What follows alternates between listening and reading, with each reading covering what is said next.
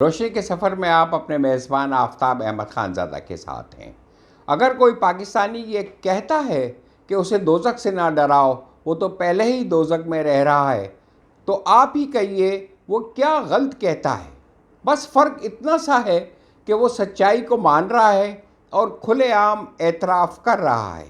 ہم چونکہ ڈرپوک واقع ہوئے ہیں، اس لیے رہ تو دوزخ میں رہے ہیں، لیکن بتاتے ہوئے بھی ڈرتے ہیں۔ اس کے باوجود بھی اگر کوئی صاحب اس بات پر بضد ہوں کہ وہ دوزخ کے مکین نہیں ہیں، تو پھر حضور اعلیٰ آپ ہی بتا دیجئے کہ کون سی ایسی اور تکلیف، اذیت، عذاب، وحشت اس دوزخ میں ہوں گے جنہیں ہم یہاں نہیں بھگت رہے ہیں۔ کیا ہمیں دنیا بھر کی بھوکوں کا سامنا نہیں ہے؟ کیا دنیا بھر کی گندگیوں میں ہمارے دن رات بسر نہیں ہو رہے ہیں؟ کیا دنیا بھر کی لوٹ مار، کرپشن، ڈاکے، بھتے، اسٹریٹ کرائم کو ہم نہیں بھگت رہے ہیں؟ کیا ہمیں دنیا بھر کی اخلاقی برائیوں کا سامنا نہیں ہے؟ کیا ہمارے ملک کے انسان چند روٹیوں کی خاطر اپنے جسموں کے اعضاء نہیں بیچ رہے ہیں؟ کیا چند روٹیوں کی خاطر انسان اجتماعی خودکشیاں نہیں کر رہے ہیں؟ کیا چند 100 روپے نہ ہونے کی خاطر انسان رگڑتے، سسکتے، بلکتے، خون تھوکتے اپنی جانیں نہیں دے رہے ہیں؟ کیا 22 کروڑ انسان پانی، بجلی، گیس کے لیے تڑپ نہیں رہے ہیں؟ کیا ہمارے چاروں طرف وحشیانہ خیالات گھومتے نہیں رہتے ہیں؟ کیا ہمیں تمام قسم کی عدم برداشتوں کا سامنا نہیں ہے؟ کیا ہمیں ہر طرح کی بیماریاں لاحق نہیں ہیں؟ اب آپ ہی بتا دیجئے کہ یہ دوزخ نہیں ہے تو پھر کیا ہے؟ ہمارے عذابوں میں مبتلا نہ ہونے کی آخر کون سی اور علامتیں وہ دیکھ رہے ہیں جو ہمیں نظر نہیں آ رہی ہیں؟ کیا یہ بھی جھوٹ ہے کہ ہمارے ملک کے انسان اب انسان نہیں رہے ہیں بلکہ تیزاب بن چکے ہیں؟ کیا یہ بھی جھوٹ ہے کہ ملک میں چاروں طرف نفرتوں اور تعصبوں کے علم لہرا نہیں رہے ہیں؟ انسان کا دشمن نہیں بن چکا ہے؟ کیا یہ بھی جھوٹ ہے کہ بے موت مرنے والے کے منہ پر کلمہ ہے اور اسے مارنے والا بھی کلمہ پڑھ رہا ہے؟ کیا ہمارے معاشرے میں چاروں اطراف ایسے آئینے نہیں لگے ہوئے ہیں جن میں انسانوں کی صورتیں مسخ ہو جاتی ہیں؟ ایک آئینے میں ناک بہت لمبی ہو جاتی ہے تو دوسرے آئینے میں منہ ٹیڑھا ہو جاتا ہے اور تیسرے میں قد چھوٹا ہو جاتا ہے۔ کیا یہ بھی غلط ہے کہ ہم سب کے سب الجھنوں کے مریض بن چکے ہیں؟ کیا ہمارا سماج منجمد ہو کے نہیں رہ گیا ہے اور تمام تاریکیاں اور تمام دکھ احساسات کی شکل اختیار کر کے ہم لوگوں پر طاری نہیں ہو گئے ہیں؟ کیا یہ بھی غلط ہے کہ رجعت پسندوں اور بنیاد پرستوں نے انسان عقل، شعور اور سوچ اور فکر کو زنجیروں میں جکڑ نہیں رکھا ہے؟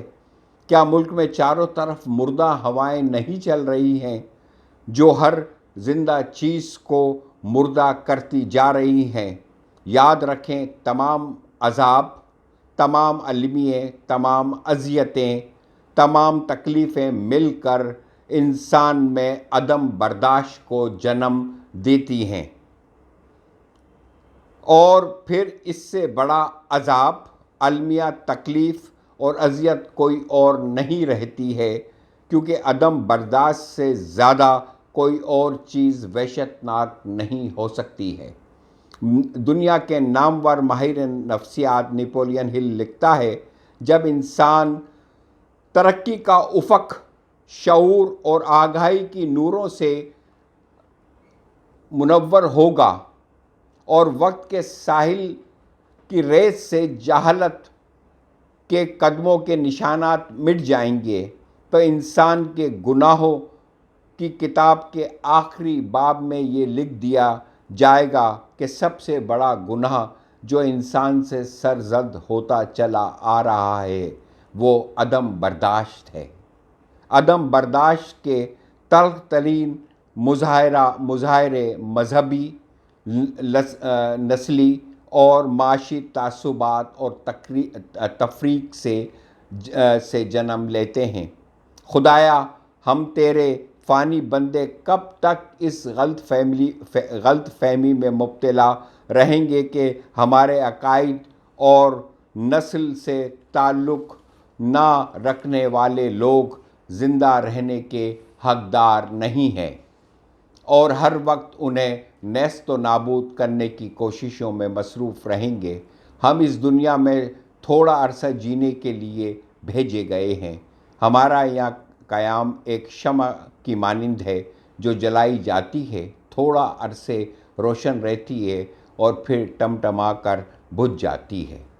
ہم یہاں ایسی زندگی کیوں نہیں گزارتے جیسے ایک قافلے کے لوگ کسی جگہ مختصر قیام کے دوران گزارتے ہیں، تاکہ جب قافلے کی روانگی کی منادی، جسے موت کہنا چاہیے، تو ہم اپنے خیمے اکھیڑ کر خاموشی سے نامعلوم منزل کی طرف رواں دواں ہونے کو ہر وقت تیار ہوں اور ہم بلا خوف و خطر روانہ ہو سکیں۔ مجھے امید ہے کہ جب میں اگلی دنیا میں پہنچوں گا تو وہاں مجھے کوئی یہودی، غیر یہودی، کیتھولک، پروٹسٹنٹ، جرمن، انگریز یا عیسائی میں تفریق کرنے والا نہیں ملے گا۔ سب ایک دوسرے کے بہن بھائی ہوں گے، رنگ، نسل اور عقائد کی بنیاد پر ایک دوسرے سے نفرت نہیں کریں گے۔ اور چونکہ میں نے ہمیشہ عدم برداشت سے دامن بچا کر رکھا ہے، میں اس لافانی جہاں میں سکھ اور چین سے رہوں گا۔ یہ نیپولین ہل کا لکھنا ہے۔ انسانی تاریخ میں جتنا نقصان انسان اور انسانیت کو عدم برداشت نے پہنچایا ہے، اتنا نقصان دنیا میں کی تاریخ میں لڑی جانے والی تمام جنگوں، لڑائیوں، وباؤں اور بیماریوں نے نہیں پہنچایا ہے۔ ہم میں سے کوئی بھی انسان مکمل نہیں ہے اور نہ ہی کبھی ہو سکتا ہے۔ ہم سب نامکمل اور ادھورے ہیں، اس لیے ہم سب کو ایک دوسرے کو نامکمل ہی قبول کرنا پڑتا ہے، اور ہم سب ایک دوسرے سے مکمل ہونے کی کوشش کرتے رہتے ہیں۔ اس ساری کوشش کا نام زندگی ہے، لیکن ہم پھر بھی آخری وقت تک مکمل نہیں ہو پاتے ہیں اور نامکمل اور ادھورے ہی لوٹ جاتے ہیں۔ عدم برداشت اس لیے بھی سب سے زیادہ وحشت ناک اور دہشت ناک بیماری ہے۔ اس بیماری میں مبتلا انسان اپنے آپ کو مکمل اور پورا سمجھنے کی عبرتناک غلطی کر بیٹھتا ہے اور یہ سمجھنے لگ جاتا ہے کہ اس کے علاوہ سب کے سب نامکمل ہیں، لیکن وہ صرف مکمل ہے۔ وہ تمام خامیوں اور برائیوں سے مبرہ ہے، باقی صرف وہی پاک ہے اور باقی سب ناپاک ہیں۔ یہ بیماری صرف نظریوں اور عقیدوں پر ہی اثر انداز نہیں ہوتی ہے، بلکہ اس کی تباہیاں اور بربادیاں تمام رشتوں، نعتوں اور تعلقات پر بھی ہوتی ہیں، اور زیادہ ہولناک تباہیاں اور بربادیاں اس وقت اور پھیلتی ہیں جب اس بیماری میں مبتلا شخص کو کوئی اختیار مل جاتا ہے، تو وہ پھر پورے سماج کو کھنڈرات میں تبدیل کر کے رکھ دیتا ہے۔ پھر ہر جگہ سے خاک اڑتی پھرتی رہتی ہے اور اس کے ملبے میں دبے زخمی انسان تڑپتے رہتے ہیں، اور وہ پھر پورا سماج دوزخ میں تبدیل ہو کے رہ جاتا ہے اور اس میں رہنے والے دوزخی بن جاتے ہیں۔ اس لیے اگر کوئی پاکستانی یہ کہتا ہے کہ اسے دوزخ سے نہ ڈراؤ، وہ تو پہلے ہی سے دوزخ میں رہ رہا ہے، تو پھر آپ ہی بتلا دیجئے کہ وہ کیا غلط کہہ رہا ہے۔ خدا حافظ۔ اپنا اور اپنے پیاروں کا بہت خیال رکھیے گا۔